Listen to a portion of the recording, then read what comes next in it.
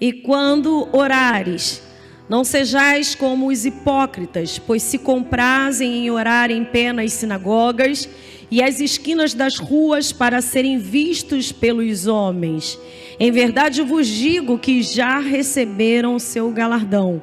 Mas tu, quando orares, entra no teu aposento e fechando a tua porta, ora o teu pai que está em secreto. O teu pai que vem em secreto te recompensará publicamente.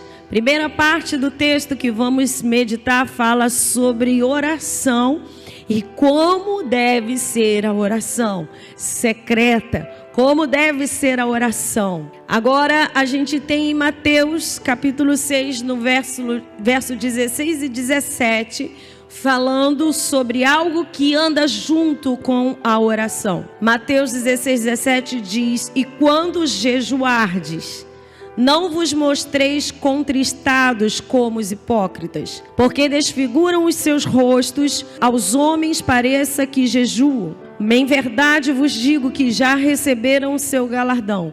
Tu, porém, quando jejuares, unge a tua cabeça e lava o teu rosto.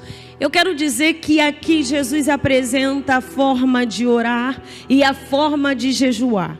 Mas algumas pessoas, algumas correntes teológicas defendem muito que não há mais a necessidade do jejum. Tem pessoas que acham que não há necessidade até mesmo de oração, porque Deus é onisciente, onipotente, onipresente.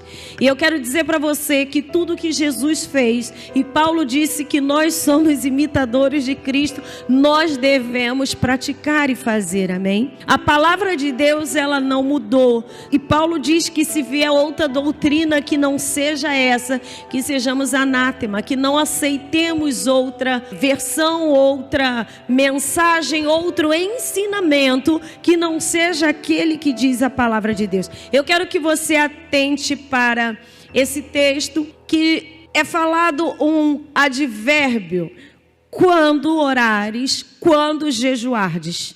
Eu quero dizer que Jesus, ele não usa um pronome se, que é uma partícula de dúvida. Se orares, se jejuares. Não, ele coloca quando orares. E esse advérbio mostra que em algum tempo, em algum momento, você vai fazer isso. Ou seja, Jesus, ele espera que nós vamos fazer. Por quê? Vamos aplicar. Se eu falasse, se você tomar banho, se você fizer a sua higiene, eu estou dando uma opção. Se você fizer. E a questão aqui, ele não diz se você jejuar, ele diz quando. Quando eu falo assim, quando você tomar banho, quando você fizer a sua higiene, eu entendo que você em algum momento vai fazer isso. Você precisa fazer isso. E aí ele dá as orientações para que no momento que você esteja praticando isso, como você deve fazer. Então o primeiro ponto é que o Senhor, ele espera que como vivência cristã, a oração e o jejum faça parte da nossa vida. Que seja um hábito.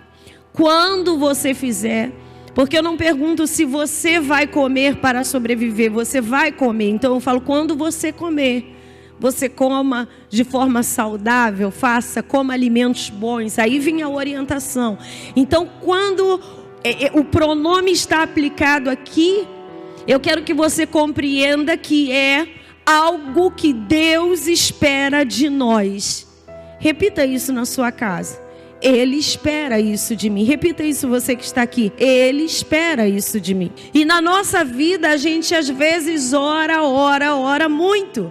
Mas a gente não jejua. E eu quero dizer que são coisas que são consonantes, que andam juntas. E é necessário para que a gente tenha um equilíbrio. Para que a gente receba as bênçãos de Deus. E muito mais, para receber bênção, a gente jejua para ser bênção. Porque a gente vai ver aqui que grandes homens de Deus no seu tempo, e num tempo em que a igreja foi muito avivada, na história da igreja, depois de Paulo, que eu vou citar aqui ainda, e os homens de Deus que praticaram o jejum como uma ferramenta, como uma chave para abrir o céu, para abrir as promessas de Deus, para abrir os tesouros de Deus. Eu quero dizer para você que homens da nossa geração, homens contemporâneos a nós, praticaram jejum, e eu vou listar alguns aqui: Derek Prince, John Wesley, Lutero. Eles tiveram o mesmo entendimento de que o jejum e a oração estão na mesma instância de importância para se viver sobrenatural de Deus. A gente vive uma geração que tem poucos resultados superficiais, porque é uma geração que não preza mais pelaquilo que Jesus mandou a gente fazer. Quando você jejuou esse ano? Quando você jejuou esse mês? Quando você jejuou essa semana?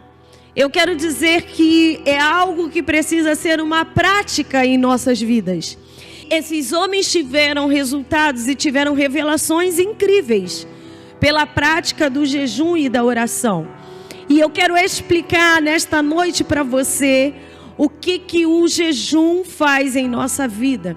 Quando eu falo para você que nós jejuamos não para ter uma bênção, mas para ser uma bênção, é preciso que você compreenda o que é o jejum. E o jejum, ele é uma arma que quebra a barreira chamada orgulho na vida do ser humano. E ela é necessário. Por que é necessário? Porque Jesus fez. E se Jesus fez, como imitadores nós devemos fazer. Jesus, ele era o Filho de Deus. Jesus, ele não precisava de ter milagres de Deus na sua vida. Quantas pessoas jejuam para obter uma vitória? Jesus, ele não precisava, porque ele era o enviado Messias, mas ele jejuou para ele ter intimidade, para ele ter relacionamento com Deus e para vencer as tentações. Então, quando nós jejuamos, é para nós sermos semelhantes a Cristo.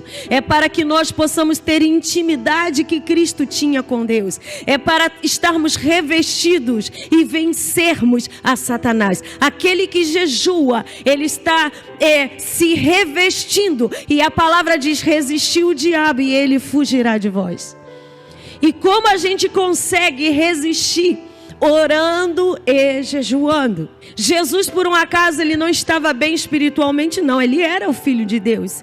Ele estava bem. Tem pessoas também que recorrem ao jejum não somente quando ele quer obter, mas quando ele não está bem, ele jejua. Eu quero dizer para você que independente se a gente está bem ou não está bem, é necessário que jejuemos. Jejum é uma prática relacional com Deus.